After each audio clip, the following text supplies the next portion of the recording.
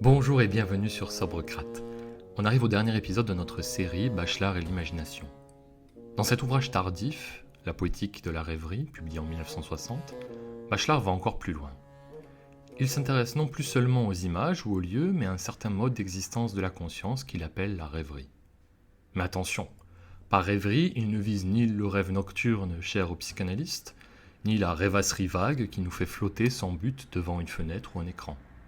Ce qui l'intéresse, c'est la rêverie poétique, un état conscient, doux, disponible, où la conscience se laisse porter par des images, mais sans se perdre. Une rêverie qui s'écrit, qui nourrit le langage, qui ouvre un avenir à la parole poétique. Elle ne diminue pas la conscience, elle l'augmente, elle lui donne de la profondeur. Bachelard part alors d'une fonction de l'irréel, notre capacité à fabriquer des mondes imaginaires qui paradoxalement nous aident à mieux habiter le réel. Notre imagination n'est pas une fuite, mais une protection, un réservoir de confiance. Il distingue ainsi deux grands pôles de la vie onirique. Le rêve nocturne, gouverné par des forces obscures, plus rudes, plus conflictuelles, plus liées à l'animus, et le rêve diurne, lié à l'anima, douceur, lenteur, accueil et paix. C'est cette seconde forme qui l'intéresse. Elle est liée à un thème qui revient sans cesse chez lui, l'enfance. L'enfance est pour Bachelard un noyau durable de l'âme, un principe de recommencement qui relance l'élan imaginatif. De là, il va jusqu'à proposer une sorte de cogito du rêveur. Non plus je pense donc je suis, mais je rêve le monde, donc le monde existe comme je le rêve. Et ce cogito nous conduit peu à peu à une rêverie cosmique, une manière d'habiter un monde unifié par la beauté grâce au poète qui poétise ainsi le rêveur lui-même. Les métaphysiciens parlent souvent d'ouverture au monde. On a parfois l'impression, en les lisant, qu'il suffirait de tirer un rideau en un seul geste, d'un coup, nous serions ainsi face au monde avec un grand M, dans une sorte d'illumination unique. Dans cette perspective classique, tout le travail patient par lequel nous construisons le monde réel, en vérifiant, corrigeant, en stabilisant nos expériences, est relégué aux psychologues et aux sciences. Bachelard, lui, veut revenir à quelque chose de plus discret, de plus intime, l'éclat des premières ouvertures au monde, tel qu'il apparaît notamment dans la rêverie poétique. Quand nous rêvons poétiquement, nous n'entrons pas dans un monde déjà constitué une fois pour toutes, nous entrons dans ce qu'il appelle un monde des mondes. La rêverie poétique est une rêverie cosmique. Elle nous met en présence de mondes beaux, multiples, qui se superposent et se nourrissent les uns les autres. Dans cette expérience, le moi rencontre un non-moi très particulier. Le non-moi, c'est tout ce qui n'est pas nous, le monde extérieur. Mais ici, ce non-moi n'est pas hostile, menaçant ou indifférent. Bachelard forge l'expression de non-moi mien, c'est-à-dire un monde extérieur qui devient malgré tout à moi, un dehors qui m'appartient parce qu'il m'enchante, parce que je l'habite en rêvant. Les poètes jouent ici un rôle essentiel. Par leurs images, ils nous donnent accès à ce non-moi mien. Ils nous permettent d'entrer dans une confiance d'être au monde, où le réel n'est plus réduit aux factures, aux angoisses, aux actualités anxiogènes. Il y a autre chose, un monde habitable, aimant et beau. Face au monde quotidien, la fonction du réel nous ramène vite à l'ordre. S'adapter, travailler, respecter des contraintes, de là peut naître ce que Bachelard appelle l'être du souci. Un être qui se sent jeté dans un monde dur, inhumain, où la réalité devient presque le néant de l'humain. La rêverie poétique, au contraire, met en jeu la fonction de l'irréel. Cette fonction n'est pas une fuite, ni une marginalité inutile. Cette fuite est normale, utile et protectrice. Elle tient notre psychisme à distance d'un non-moi trop dur, trop agressif. En rêvant poétiquement, nous construisons un monde irréel mais bénéfique, qui soutient notre confiance, qui amortit les chocs du réel et nous permet de respirer autrement dans le cosmos. Plus on remonte vers le passé, plus mémoire et imagination se mélangent. Pour accéder à ce qu'il appelle l'existentialisme du poétique, une manière d'exister marquée par la poésie, Bachelard nous invite à renforcer ce mélange, se souvenir en imaginant, imaginer en se souvenant. Pour cela, il faut quitter ce qu'il nomme la mémoire historienne, celle qui empile des dates, des événements, des anecdotes, mais qui ne séjourne jamais dans une ambiance, une lumière, un climat de vie. Cette mémoire-là est factuelle, mais peu vivante. Elle survole. A l'inverse, la mémoire-imagination nous fait revivre des situations non événementielles. Ces longues après-midi où il ne se passait rien. Ces heures d'ennui, on le regardait un jardin, un mur, un ciel. Là, Bachelard parle d'un essentialisme poétique. Au lieu de retenir les incidents, les péripéties, nous retournons à l'essentiel, au lieu profond entre l'âme et le monde. Ce qui se revit ici, ce n'est plus une mémoire d'histoire, mais une mémoire du cosmos. Reviennent ces grandes heures de l'enfance ou de la jeunesse où l'on s'ennuyait, où rien n'arrivait. Bachelard cite un écrivain champenois qui disait « L'ennui est le plus grand bonheur de la province ». Mais pas l'ennui superficiel, l'ennui profond, irrémédiable, celui qui par sa violence même libère la rêverie. Comme un photographe qui s'est donné de la durée à un instantané, le poète confie à notre mémoire des images qui sont vraiment nôtres. Les détails trop précis, trop nombreux finissent par abîmer l'être profond du souvenir. Ils ne sont que des paragraphes qui troublent le grand souvenir silencieux. La mémoire du cosmos garde le centre de l'image. Ce point où l'on peut dire « ça, c'est moi, et c'est le monde qui m'entoure ». Quand nous rêvons vers l'enfance, ces poèmes que nous aimerions tous écrire pour retrouver nos premières rêveries, nos premiers univers de bonheur, l'enfance chez Bachelard prend une valeur d'archétype. Un archétype au sens de Jung, c'est-à-dire une forme fondamentale de l'âme, une grande image source d'énergie. L'enfance devient ainsi l'archétype du bonheur simple, de la joie de vivre première. En nous, l'enfance est une image, ou plutôt un centre d'image, qui attire les images heureuses et repousse les expériences de malheur. Mais cette image n'est pas seulement notre petite histoire personnelle. Elle est plus profonde que nos souvenirs individuels. Notre enfance, telle que la rêverie l'a reconstruite, témoigne de l'enfance de l'homme en général, de l'être touché par la joie d'exister. En tant qu'archétype, l'enfance joue un rôle de réserve d'énergie psychique. Comme les archétypes du feu, de l'eau, de la lumière, l'enfance peut être une eau, un feu, une lumière qui fait foisonner les images fondamentales. Dans les rêveries vers l'enfance, tous les archétypes qui lient l'homme au monde se réveillent, produisent un accord poétique entre l'homme et l'univers. Dans cette perspective, analyser une enfance par des faits, des dossiers, des dates ne suffit pas. On analyse mieux une enfance par des poèmes que des archives. Mieux par des rêveries que par des tableaux statistiques. Il y a un sens à parler d'analyse poétique de l'homme. Les psychologues ne savent pas tout. Les poètes apportent d'autres lumières sur l'âme humaine. Ce qui frappe Bachelard, c'est qu'une simple image poétique, même si elle n'a rien à voir avec notre vie réelle, peut nous appeler à rêver en profondeur. Le poète a visé juste. Son émotion nous émeut, son enthousiasme nous entraîne. Prenons l'exemple des pères racontés par les poètes. Souvent, ces figures n'ont rien à voir avec notre père réel. Et pourtant, à travers elles, c'est la profondeur d'un archétype paternel qui nous touche. La lecture s'enrichit alors de songes. Elle devient un dialogue avec nos disparus, avec nos propres fantômes de famille. Rêver et méditer dans la solitude, l'enfance prend la tonalité d'un poème philosophique. Le philosophe qui accepte de faire une place au songe découvre un cogito étrange. Un jeu pensant qui reste un peu dans l'ombre, qui garde une frange d'obscurité. Bachelard parle d'un cogito d'ombre. Ce cogito ne devient pas immédiatement une certitude transparente, comme dans les manuels de philosophie. Sa lumière est une lueur qui ignore son origine. L'existence y est toujours un peu incertaine. Où commence la vie dans la vie qui ne rêve pas, ou dans la vie qui rêve, où fut la première fois? Dans le souvenir brut, tout semble net. Mais dès que la rêverie se met à travailler, ce souvenir quelque chose heurte à l'insondable. Ainsi replacé dans le cosmos des archétypes, l'enfance méditée est plus que la somme de nos souvenirs.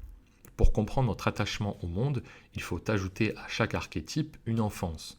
Nous n'aimons pas l'eau, le feu, l'arbre en général. Nous aimons l'eau de notre enfance, le feu de notre enfance, l'arbre de notre enfance. Toutes les beautés du monde que nous aimons aujourd'hui dans les poèmes, nous les aimons dans une enfance retrouvée, réanimée à partir de cette enfance latente en chacun. Il suffit parfois d'un mot, d'une image neuve, mais archétypement juste pour éveiller ces univers d'enfance. Le poète réveille en nous la cosmicité de l'enfance. Il nous rend au sujet pur et simple du verbe s'émerveiller. Bachelard marque en outre une différence radicale entre rêve nocturne et rêverie. Le rêve nocturne est comme une ombre qui a perdu son moi. Il est emporté par des scénarios qu'il ne contrôle pas, il subit. Le rêveur de rêverie, lui, s'il est un peu philosophe, peut, au centre de son moi rêveur, formuler un cogito. Il se sait présent à ce qu'il rêve. La rêverie est une activité onirique où subsiste une lueur de conscience. Même lorsque la rêverie donne l'impression de fuir le réel, le rêveur sait confusément que c'est lui qui s'absente, lui qui devient esprit. Bien sûr, il existe toute une gamme d'états intermédiaires, rêverie claire, rêvasserie molle, somnolence. Il y a une zone confuse où les fantasmes nous mènent du jour vers la nuit. Mais pour Bachelard, ce n'est pas là l'essentiel. La rêverie poétique naît naturellement dans une prise de conscience sans tension. Un cogito facile qui nous donne des certitudes d'être à l'occasion d'une image qui nous plaît. Une image qui nous plaît aussi parce que nous venons de la créer dans l'absolue liberté de la rêverie. Ce cogito du rêveur pourrait se formuler ainsi. Je rêve, donc je suis autrement. Je rêve, donc je suis autrement. Il ouvre ainsi une autre manière d'exister, plus diffuse, plus souple, mais non moins réelle. Ce n'est certainement pas de l'homme de la rêverie qu'on peut dire qu'il est jeté au monde. Pour lui, le monde est accueil, et lui-même devient principe d'accueil. Il baigne dans le bien-être de rêver le monde, dans le bien-être d'un monde heureux. Le rêveur a une double conscience. Conscience de son bien-être et conscience du monde heureux. Son cogito n'est pas déchiré entre sujet et objet. La corrélation entre le rêveur et son monde est forte. Le monde vécu dans la rêverie renvoie directement à l'être de l'homme solitaire. L'homme solitaire possède directement les mondes qu'il rêve. Pour douter de ces mondes, il faudrait sortir de la rêverie. Tant qu'il rêve, ces mondes existent pour lui pleinement. L'homme de la rêverie et le monde de la rêverie se touchent, se compénètrent, sont sur le même plan d'être. Si l'on veut lier l'être de l'homme à l'être du monde, le cogito de la rêverie peut alors s'énoncer ainsi. Je rêve le monde, donc le monde existe comme je le rêve. C'est ici l'un des gestes les plus audacieux de Bachelard. On pourrait croire que ces mondes seraient trop singuliers pour être partagés. Mais l'isolement n'est pas si grand. Les rêveries les plus profondes sont souvent communicables. Il existe des familles de rêveurs, des lecteurs qui se reconnaissent dans la même constellation d'images dont les rêveries s'approfondissent en se répondant. Les grands poètes, en réalité, nous apprennent à rêver ensemble. Ils nous nourrissent d'images avec lesquelles nous pouvons concentrer nos rêveries de repos. Bachelard parle d'images psychotropes, des images qui transforment notre esprit avec lesquelles nous aimons un onirisme éveillé. Pour Bachelard, la rêverie est une activité psychique manifeste. Elle donne accès à des nuances, des tonalités de l'être. Il propose alors une ontologie différentielle, une manière de parler de l'être qui tienne compte des différences de ton, de densité et de lumière. Le cogito du rêveur est moins vif que celui du penseur, moins assuré que celui du philosophe classique. L'être du rêveur est diffus, mais ce diffus n'est pas flou. C'est un être de diffusion en tant que tel. Il échappe à l'instant ponctuel de l'ici et maintenant. Il se répand, envahit ce qu'il touche. Il diffuse dans le monde, il se diffuse dans le monde.